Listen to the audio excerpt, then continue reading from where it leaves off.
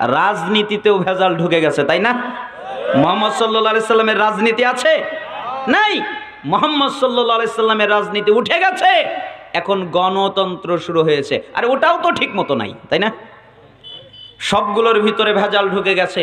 এই জন্য মুহাম্মদ সাল্লাল্লাহু আলাইহি সাল্লাম বললেন, তাদের সাহাবীরা বললেন, মুহাম্মদ সাল্লাল্লাহু আলাইহি সাল্লাম যে ইসলাম রেখে গেছেন ওই ইসলাম পাওয়া যাবে না।